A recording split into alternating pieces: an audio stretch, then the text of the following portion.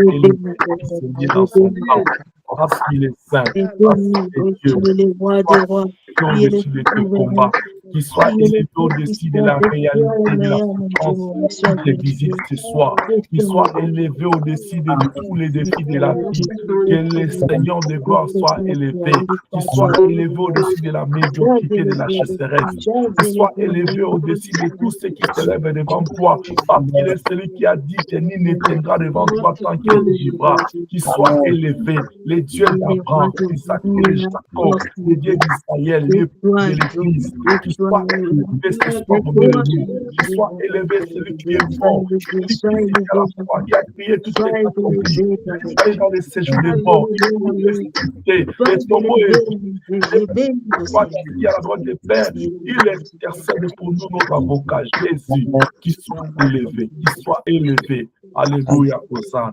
Béni soit le Seigneur. Shalom, shalom, shalom. Alors, Que le Seigneur soit encore une fois béni pour ces moments qu'il nous accorde dans sa présence. Bien-aimés, nous sommes dans notre texte de Genèse, chapitre 13, le verset 14 au verset 15. L'Éternel dit à Abraham, après que Lot se fit séparer de lui, lève les yeux et du lieu où tu es, regarde vers le nord et le midi, vers l'Orient et l'Occident. Car tous les pays que tu vois, je les donnerai à toi et à ta postérité pour toujours. Du milieu où tu es, là où tu es, Ebenezer, là où tu es arrivé aujourd'hui, la parole de Dieu te dit, le Saint-Esprit te dit ce soir, là où tu es arrivé avec Dieu, lève les yeux. Parce que devant toi, il y a un avenir meilleur avec Dieu. Parce que tu ne t'es pas embarqué, tu n'as pas invité un homme simple dans ta vie.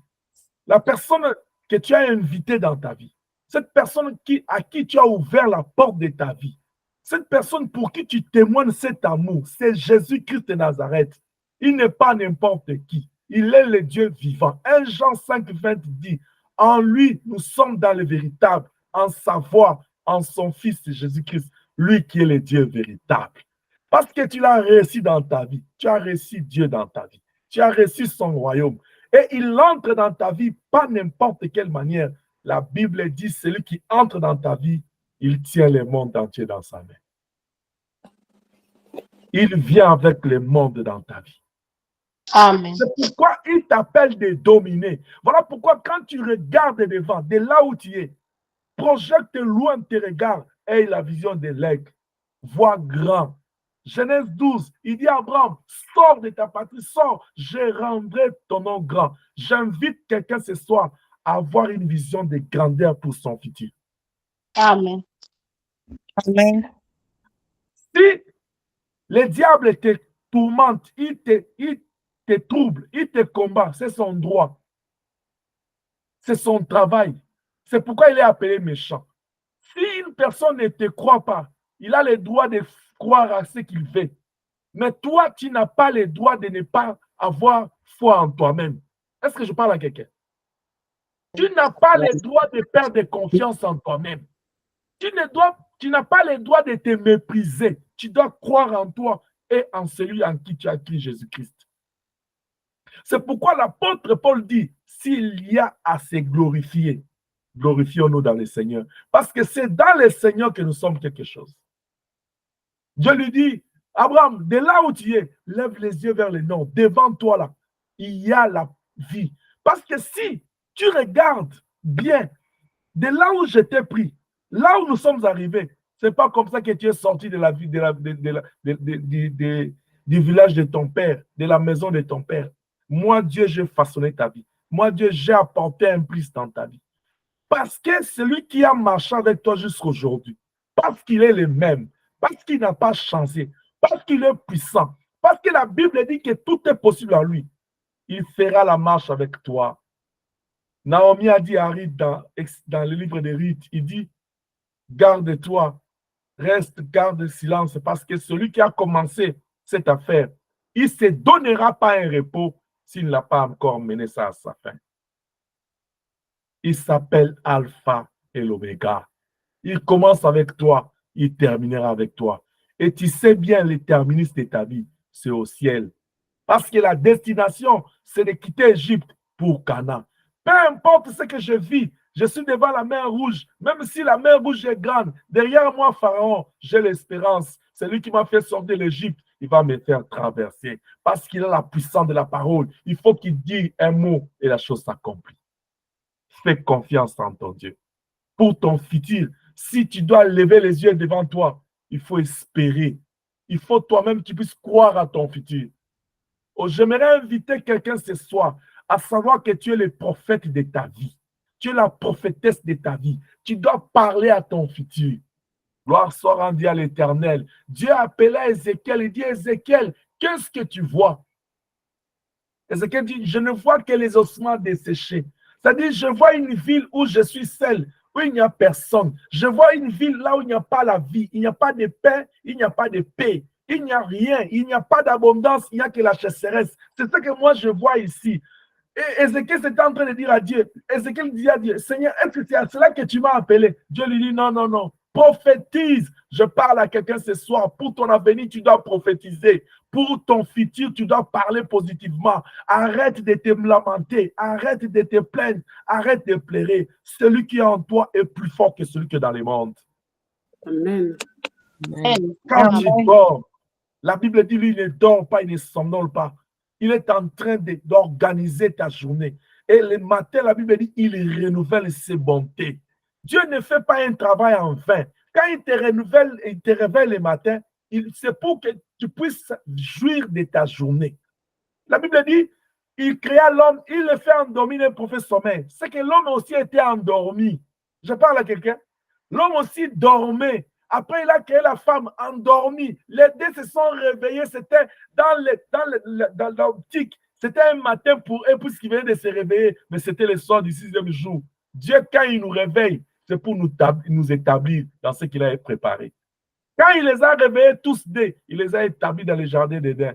Que le Seigneur, chaque matin, quand il réveille ta maison, que Dieu de l'établissement, qui vous établisse dans la paix, qui vous établisse dans la prospérité, qui vous établisse dans la postérité, qui vous établisse dans le succès, dans la réussite, dans la victoire, que la médiocrité quitte ta vie au nom de Jésus-Christ.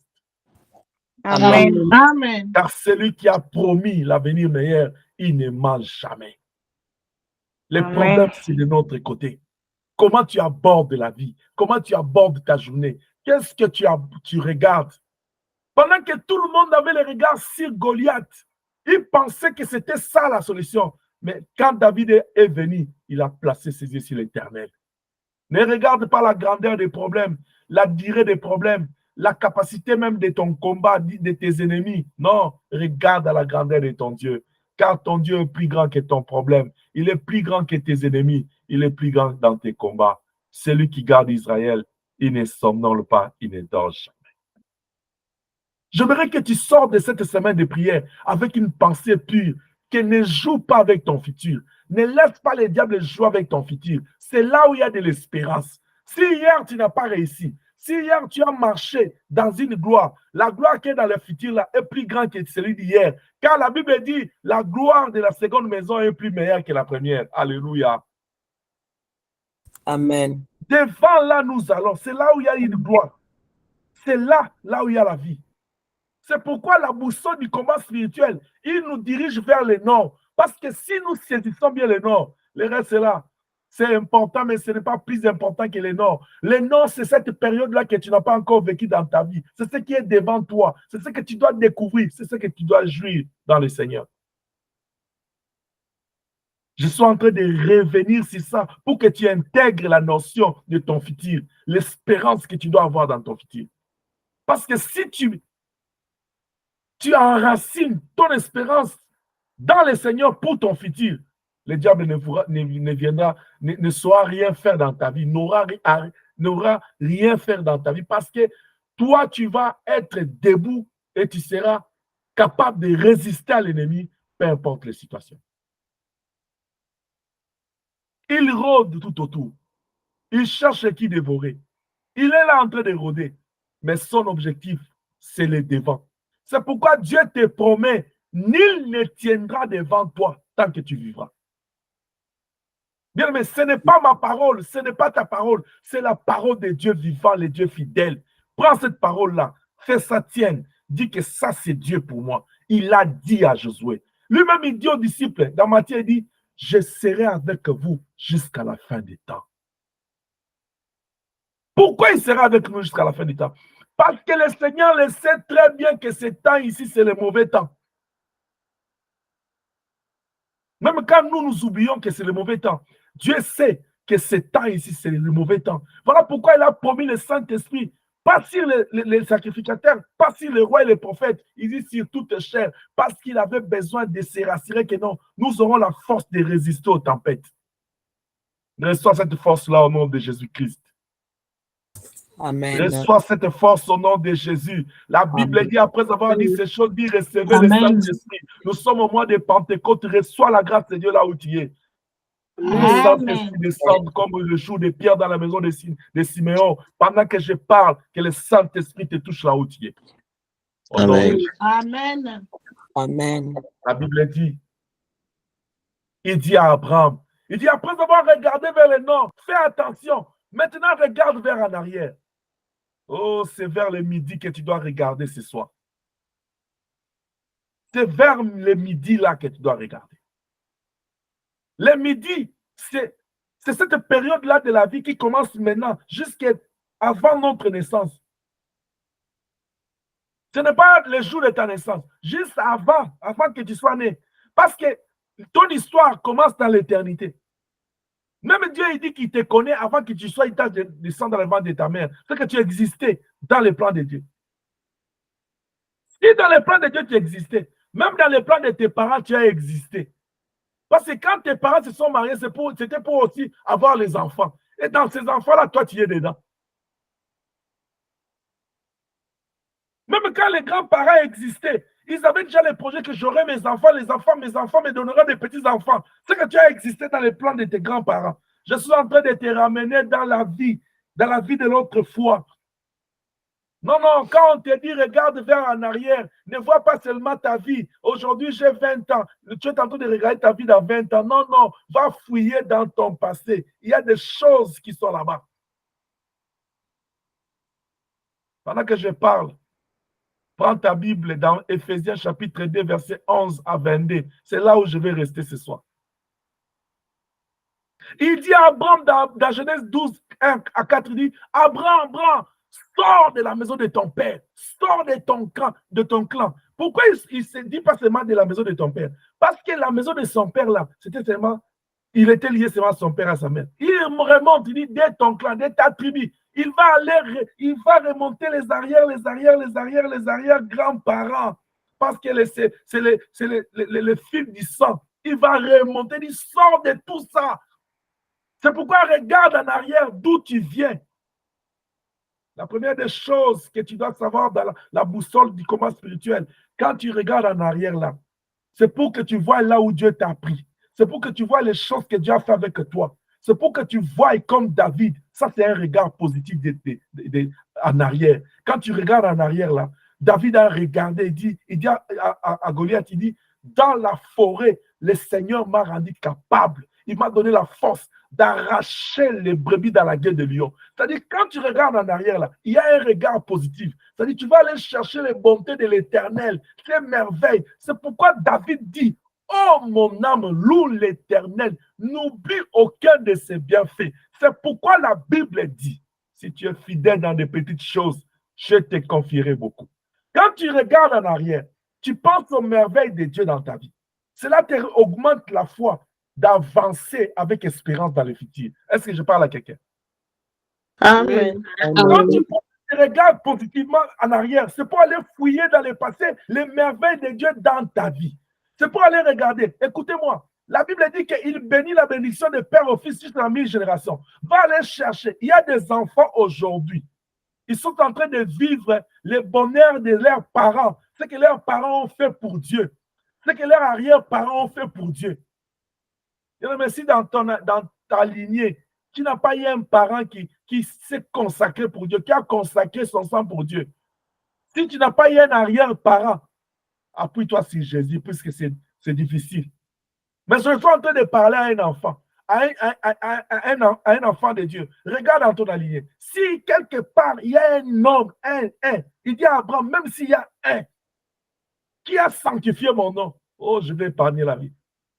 Juste à cause, il y a des bienfaits que nous vivons aujourd'hui dans nos vies. C'est puisque dans la lignée là, il y a eu quelqu'un qui a établi un hôtel pour la gloire de Dieu. Quelqu'un qui a donné sa vie pour Dieu. C'est pourquoi je vous dis, chers parents, baptisez des choses pour l'avenir de vos enfants. Faites de bonnes choses aujourd'hui. Ça va influencer la vie de vos enfants là, à votre absence ou à votre vieillesse. Chers parents, comportez-vous bien, servez Dieu, ayez l'amour de Dieu dans vos cœurs. Jésus règne dans vos cœurs. Laissez Jésus dominer vos vies et vos maisons. Ça sera une bonne semence que vous allez donner à vos enfants. David dit à Goliath, il dit, dans la forêt là, il m'a donné la victoire. C'est cette force-là que j'ai aujourd'hui. Je crois à Dieu parce qu'il est le même. Celui qui a fait hier, il est avec moi. Le problème, c'est de garder seulement sa présence, de garder l'alliance et la communion, la relation avec lui. Je marche avec lui. Celui qui a accompli les 10 fléaux en Égypte, c'est celui-là qui les a fait sortir de Goshen. C'est celui-là qui les a fait sortir de Ramsès. C'est celui-là qui les a fait sortir de l'Égypte. C'est celui-là qui les a menés devant la mer Rouge. Moïse avait confiance en lui. Quand il traverse la mer Rouge, ça ajoutait encore un autre degré de confiance en Moïse. Même quand ils n'avaient pas l'eau et la nourriture, il avait confiance. Il a dit, il est avec moi. Est-ce que tu arrives à dire à Dieu, si tu ne vas pas avec moi, ne me laisse pas partir? Ou bien toi, tu pars parce que tu sais que non, je suis capable. Ne compte pas sur ton intelligence. Ne compte pas dans la famille, si ta famille ou à la famille dans laquelle tu es sorti. Ne compte pas sur tes diplômes. Parce que Dieu, il prend de la poussière l'indigent, il le fait asseoir parmi les grands. Amen. Tous ceux qui espèrent en Dieu renouvellent leur force. Et tous ceux qui font confiance à Dieu ne seront jamais dans la honte. Parce que Dieu, il est ce faiseur de miracles, il est ce faiseur de bonté, de merveilles.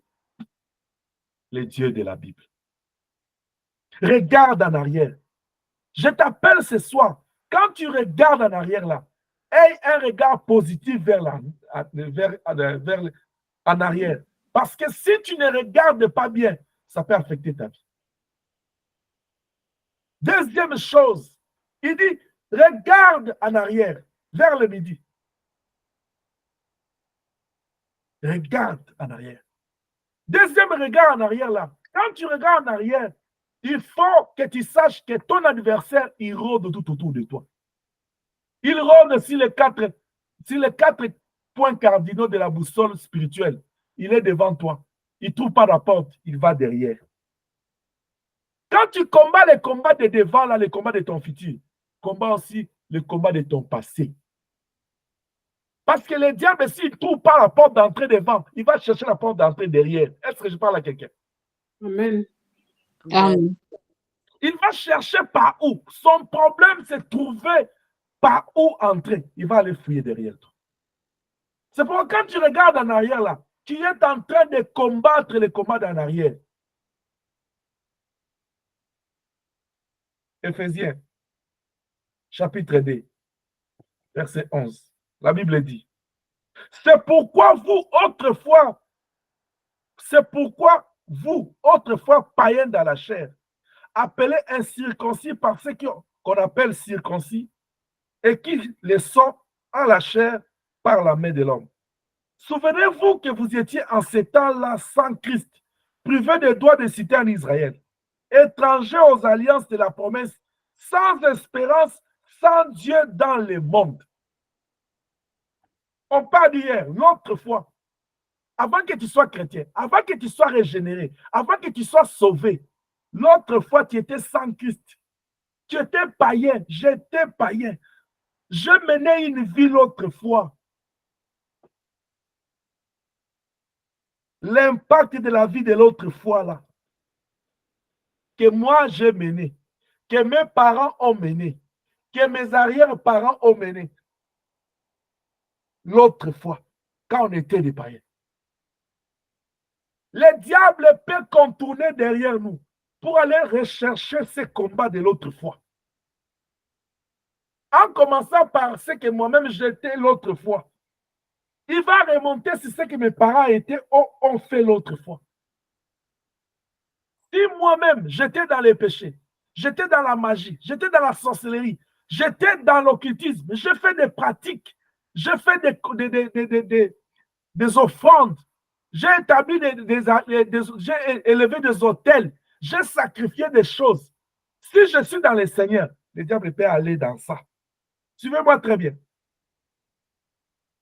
Si mes parents étaient dans les péchés, ils ont provoqué la colère de Dieu, ils ont sacrifié des choses, ils ont élevé des autels, ils ont fait des sacrifices, des alliances avec les ténèbres, le diable va aller dans ça. Si ce ne sont pas mes parents, ce sont les arrières, les parents de mes parents, le diable va aller chercher vers ça. C'est pourquoi Dieu dit à Abraham, Abraham, tu peux avancer, tu peux espérer dans ton avenir, mais si les derrière, si vers les derrière là, on te tire, est-ce que tu vois ce que je fais? Tu veux avancer, mais on te tire. C'est comme une corde qui te retient vers derrière. Le passé te retient. Toi, tu veux avancer d'un pas. Tu sens toujours que non, tu veux avancer, mais ça te retire vers derrière. Est-ce que je parle à quelqu'un? Amen. Amen. Pourquoi il dit à Abraham, sors de ta patrie. C'est-à-dire, sépare-toi avec ton passé. Libère-toi avec le passé de tes parents. Libère-toi, sépare-toi avec le passé de ta famille. Non, non, non, non. Tu avances, tu sens toujours que tu recules. Regarde derrière. Peut-être devant, il n'y a pas un problème. C'est juste une corde qui te retient. Alléluia. Amen. Il était disciple, proche du Seigneur, aimé par le Seigneur. On a même prophétisé sur lui. Tiens, Pierre, si cette pierre, je bâtirai mon église. Un jour, le Seigneur l'a regardé. Il dit, arrière de moi, Satan. Ah, ah. Après, encore un jour, le Seigneur le regarde. Il dit, Pierre, le prince de ce monde t'a réclamé. Pardon.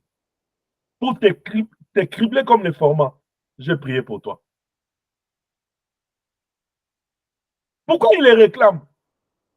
Le passé. Parce que maintenant qu'il a rencontré le Seigneur, il y a une rupture, il y a une séparation avec sa vie présente et la vie du passé. Mais cette séparation-là, cette délivrance-là, le diable ne laisse pas, il ne croise pas les bras parce que Jésus a vaincu à la croix. Non, non. La puissance de la croix nous donne la délivrance, certes. Et je le confirme au nom de Jésus, par sa mort, nous avons la rédemption. Amen. Mais maintenant, quand quelqu'un est délivré par la mort du Seigneur, quand quelqu'un reçoit le Seigneur comme Seigneur et Sauveur, par le baptême, il meurt avec le Seigneur, il ressuscite avec lui. Sa vie passée, et il est libéré de sa vie passée. Le diable n'a plus le pouvoir, comme quand tu étais païen, de te posséder, de t'envoûter, de t'obséder, de te contrôler. Là, maintenant, il commence à venir réclamer. C'est là où l'influence de la réclamation se pose. C'est pourquoi Jésus dit à Pierre, il dit, le prince de ce monde t'a réclamé. Vous avez même vu Job. Il a été réclamé chez Dieu. Pourquoi? Parce que le diable voulait les cribler aussi. Attention à ton passé. Tu dois nettoyer ton passé. Tu dois te délivrer de ton passé. Tu dois nettoyer le passé de tes parents. Tu dois nettoyer le passé de tes parents. Est-ce que je parle à quelqu'un? Amen. Amen. Amen. Ne restons pas dans comme le monde se glorifie. Moi, je sens, je suis de la famille telle. Je l'ai toujours dit, les familles, c'est la conséquence de la malédiction. C'est la malédiction en soi. Parce que le Seigneur n'avait pas besoin de famille. Il avait besoin d'une famille, une seule famille. C'est pourquoi il a créé l'homme et la femme pour avoir une seule famille. Mais quand, à sortir de l'arche de Noé, Dieu a dit à Noé et ses enfants, soyez bénis, soyez féconds, multipliez-vous, remplissez la terre, assujettissez-les. Regarde ce qu'ils ont fait la tour de Babel. Le Seigneur est venu leur conforme. De là, la Bible dit, chacun commença à parler sa langue. Puisqu'aujourd'hui, pour qu'on dise que non, nous sommes des mêmes familles, nous sommes des mêmes pays, on doit parler la même langue. C'est ce qui fait la différence. Et c'est là où les gens se glorifient. Moi, je suis de tel pays. Moi, je suis de telle tribu. Moi, je suis de tel clan. Sors de ta patrie. Sors de ta tribu. Tu n'as pas entendu. Mais tu sais, ce qui est bizarre, c'est que tous ceux qui disent là, moi, je suis de tel pays. Moi, je suis de telle tribu. Mais quand ils sont à l'église, tu es un fils d'Abraham. Il dit Amen. Non, non, Abraham n'avait plus de tribu. Il avait quitté la tribu de son père. Il avait quitté la nation. Il avait quitté la vie de son père. Mais toi, tu es encore attaché aux coutumes, tu dis que tu es enfant d'Abraham. De quel Abraham tu parles?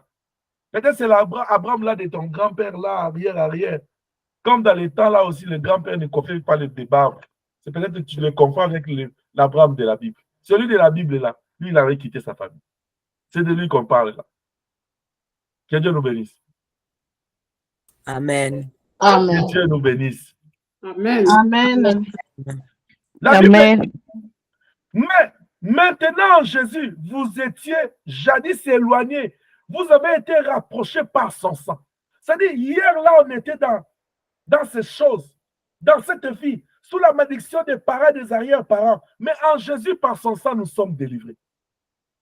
Le diable n'a plus le pouvoir. C'est pourquoi tu dois, quand tu combats le combat d'en arrière, là, la première des choses, la première pierre que tu dois utiliser, le sang de Jésus. Parce que c'est le sang de Jésus qui nous délivre de ces choses-là. Le sang de Jésus doit couler. Il dit au peuple d'Israël, avant de sortir, vous allez couper l'agneau, vous allez mettre le sang sur les lantons, parce que c'est le sang-là qui va vous protéger quand l'âge de la destruction passera. Quand la réclamation s'élèvera, il va prendre les combats en arrière, toi. Il va s'élever pour te réclamer. Le sang de Jésus parlera pour toi. Parce que le sang de Jésus crie plus que le sang d'Abel. Laisse là où tu es, que le sang de Jésus commence à couler. Amen. Que le sang de Jésus, afin de sécuriser tes arrière-gardes. Amen. Amen. Si lui, il a promis qu'il va dire ne tenant devant toi tant que tu vivras, laisse que derrière toi, que personne ne s'approche de toi à cause de la barrière du sang de Jésus-Christ. Amen. Quand ils s'élèveront Amen. contre toi, quand ils s'élèveront contre ta maison, quand ils s'élèveront contre tes enfants, quand ils s'élèveront contre tout ce qui t'appartient, qu'ils trouvent le sang de Jésus qui coule. Le sang qui coule sans arrêt. Le sang de Jésus-Christ. Parce qu'à cause de lui, nous sommes affranchis. Que le Seigneur te bénisse. Amen. Car il est Amen. notre paix. Lui qui, d'aider, n'a fait qu'un. Et qui a renversé le mur de séparation, l'iniquité. L'inimitié plutôt. Ayant anéanti par sa chair la loi des ordonnances dans ses prescriptions, afin de créer en lui-même avec les deux un seul homme nouveau en établissant la paix. Les ordonnances qui nous condamnaient, la malédiction des troisième, quatrième génération, la malédiction de nos péchés, de notre mauvaise conduite, il a effacé ça par son sang à la croix. C'est pourquoi par les derrière, le sang de Jésus, la croix de Jésus-Christ nous délivre. Je saute au verset 19. Ainsi donc, vous n'êtes plus des étrangers, ni des gens de dehors, mais vous êtes des citoyens saints, les gens de la maison de Dieu. Pour, à partir du moment où tu as reçu le Seigneur comme sauveur, tu n'es plus un étranger.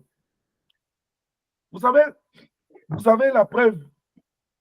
Nous sommes des étrangers dans ce pays. Quand tu arrives là, ce n'est pas facile. Hein? Il y a toujours même quand tu as la citoyenneté, tu trouves toujours qu'il y a une différence entre les autochtones et nous, les étrangers. C'est différent. Surtout avec notre mauvais français ici. C'est différent. Avec nos anglais là, bricolés là, c'est différent. Avec nos diplômes qu'on ne reconnaît pas, c'est différent. Mais en Jésus, nous sommes plus étrangers parce que la Bible nous appelle gens de Dieu, de la maison de Dieu. Est-ce que je parle à quelqu'un? Amen. Amen. Tu dois Amen. regarder en arrière parce que si le diable vient, il vient te réclamer, rappelle-lui par le sang qu'il a versé à la croix, je suis enfant de la maison de Dieu. Je ne suis plus enfant de la maison de mon père, de ma grand-mère. Je ne suis plus de ma famille. Je suis racheté. C'est pourquoi laisse que ce soit, que le sang de Jésus coule sur toi, Que les traits de ta famille tombent au nom de Jésus. Que les caractéristiques maléfiques de ta famille tombent, te lâchent au nom de Jésus. Que la malédiction de ta famille te lâche au nom de Jésus. Que la pauvreté, que les traits qu'on avait sacrifiés, qu'on avait liés dans les alliances ancestrales, qui avaient dit que dans ta famille, tous les fils seront comme ça, tous les hommes seront comme ça. Que cela soit complètement coupé par le sang de Jésus-Christ. Que le sang de Jésus commence à couler, parce que le sang de Jésus a été versé à la croix pour nous racheter des combats derrière. Quand le diable viendra par le derrière pour nous réclamer, le sang de Jésus criera plus que le sang d'Abel. Lève-toi là où tu es. Commence à invoquer le sang. Commence à invoquer le sang sur toi. Commence à invoquer le sang sur ta maison. Commence à invoquer le sang sur tes enfants. Commence à invoquer le sang sur ton travail. Commence à invoquer le sang sur tout ce que tu fais. Commence à faire descendre le sang. Afin que les combats du derrière ne puissent pas avoir l'effet. Lève ta voix, commence à prier. Oh Jéhovah, tu es grand. Jéhovah, mon Seigneur, tu es puissant. Jéhovah, tu ne changes pas. Bien-aimé, invoque le sang. Lève ta voix, ouvre ton micro. Lève ta voix. Que le sang de Jésus commence à descendre au Dieu. Que le sang de Jésus commence à descendre. Pour le combat du derrière là, il y a que le sang de Dieu. Il y a la croix qui nous délivre. Il y a le nom de Jésus qui nous délivre. Il y a le vin qui nous délivre. Il y a la parole par la vie de Dieu. Dans sa mort, nous sommes rachés. Nous sommes délivrés. Nous avons la rémission et la rédemption. Le pardon de nos péchés et la guérison. Alléluia. Alléluia. Nous avons besoin de toi, soir. Nous avons besoin de toi. Au nom de Jésus.